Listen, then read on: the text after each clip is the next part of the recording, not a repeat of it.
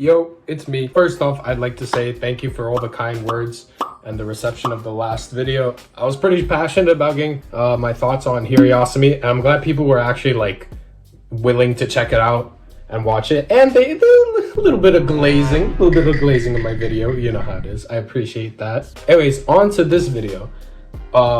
First to preface, I genuinely don't know. I have this like little thing of notes and shit, so I don't do as much umming and ahhing and shit. So I'm gonna be looking to the side. I'm not gonna lie, I don't know how to fucking look at the camera and look at the notes, and I'm shit at memorizing. So this is my solution. If I'm looking to the side, I'm just remembering my notes. I have a peanut brain. I apologize if this video looks like a middle school presentation. But with that out of the way, let's talk about horror manga. Of all the manga I've read, horror, admittedly, I really don't go out of my way to consume. It's not a genre I like go out of my way to pick up, and I'm like, today I'm gonna shit bricks today before I go brush my teeth and have a nice chamomile tea. At the end of the day, I see reading manga as more of a relaxing activity, so I never understood sitting down on my bed trying to purposely make myself get the heebie-jeebies to the point that I'm afraid to go to the bathroom at night just in case the Grudge and Freddy Krueger's love child is waiting at the toilet ready to stab my asshole. It's just not something I've particularly enjoyed throughout my life. I read manga to relax. I put on some jazz. I have some wine like a 40-year-old mom. It is what it is. But at the same time, I'm someone who likes to try new shit.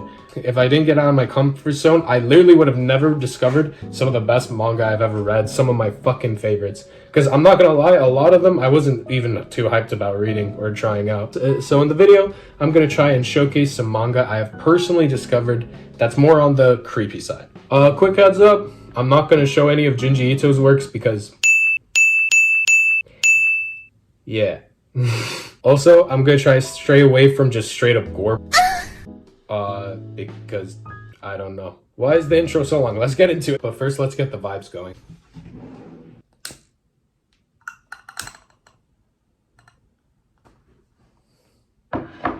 Ooh.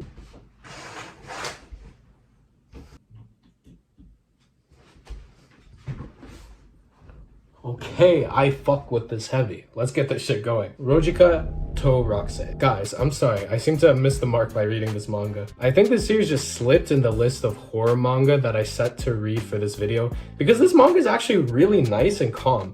It's a good, lighthearted, fluffy read with lots of fun, adventure, and a childlike one. Oh my fuck! What is that?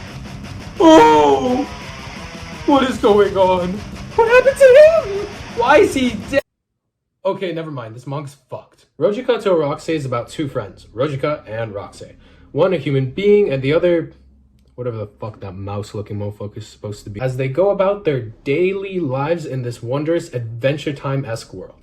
As you saw from the snippets, there is more that meets the eye in this world, and I was fucking lied to. So, it reeled us in with the cozy, fluffy art style, but then flipping the switch, showing us that the series is actually a horror, psychological, and a dark story. But how is the quality of the manga? Well, I'm glad to say Rojica and Rakkasei is actually really fucking scary and horrifying. Not scary in the jump scare way, or horrifying in a bloody, gory way, but the series has a way of putting you on edge at all times. You never truly feel comfortable when reading. As you read, the darker aspects of the world slowly peel page by page. It doesn't just go la-di-da-di-da, dark, dark, dark. The horrifying scenes, aspects, and themes are gently and carefully sprinkled into the chapters, and slowly, like a buildup of an avalanche, it comes crashing down. As I read, I was in constant anticipation for what could or would happen, because a perfectly fun story would, for example, turn into something really fucked up near the end. But then, the next chapter's arc will be completely fucking normal and lighthearted and chill, and nothing bad will happen. And this, I'm not gonna lie, it kind of fucked with my mind because I never knew when I was gonna see something horrible and that will be burnt into my eyes forever, or when I just have a fun, lighthearted chapter. And I was just sitting there like, you really just never know with this series. And that's what makes it terrifying. Never being able to know or anticipate when you will see the most fucked thing. Also, I fucked with the world building heavy. There's a reason I have been really vague about the actual plot of the arcs and the actual storylines of the show, and that's because the world is actually really cool. Like, I do not want to spoil the world at all, because the lore of how the world and all its elements came to be is actually really dope. I will say the story does opt for a more of a dark fantasy feel than just a raw horror later on in the series, which honestly worked for me, as the lore, character building, and fantasy are done really well, in my opinion. But just letting y'all know that it's not just a straight up aim to scare you at all times. It does just kind of lean into its story elements later, which I kind of fucked with, because honestly I was shitting bricks either way. The summer Hikaru died. I won't linger too long on this one, because quite frankly, there are some amazing videos on this manga that describe it way better than I can. But I do want to touch on this manga because it's done well and more of a subtle horror. The summer Hikaru died follows Yoshiki Tsujinaka as he mourns his friend who went missing some time ago. But miraculously, Hikaru is found. The rest of the series follows the beautiful and joyous adventures of Yoshiki and his long-lost friend Hikaru. Oh god! What the fuck? So, yeah. Although we initially think that Hikaru came back, no. No. Instead, this thing impersonating Hikaru came back. Well, we actually have no idea what the fuck it is. Not the audience, not Yokishi, not even the Walmart Hikaru shadow clone himself knows what the fuck he actually is. Which makes for some compelling horror. As humans, we naturally fear the unknown, what's in the dark, what we don't understand. No matter how hard we try, we fear these things. The Summer Hikaru Died does a great job using this fear and amplifying it, leaving the audience stunted and uneasy. We don't know what Hikaru is. We don't know its nature, we don't know what it wants, constantly left in the dark. Is it gonna kill Yoshiki? Is it not? Is it part of some bigger Lovecraftian monster that can threaten humanity itself?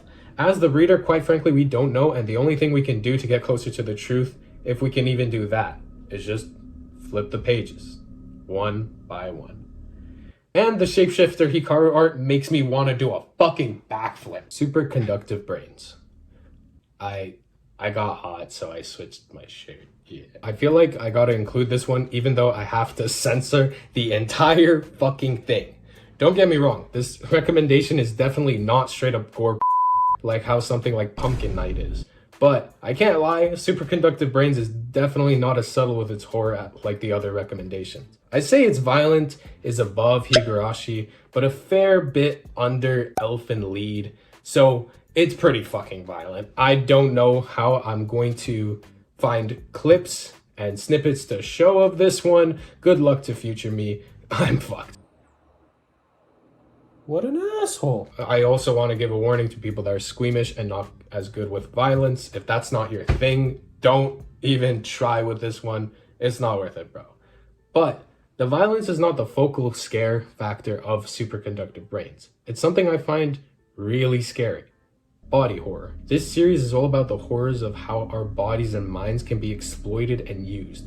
Quite frankly, one of the more terrifying subgenres of horror manga out there. This series feels like an extended episode of Black Mirror that really delves into psychological and body horror.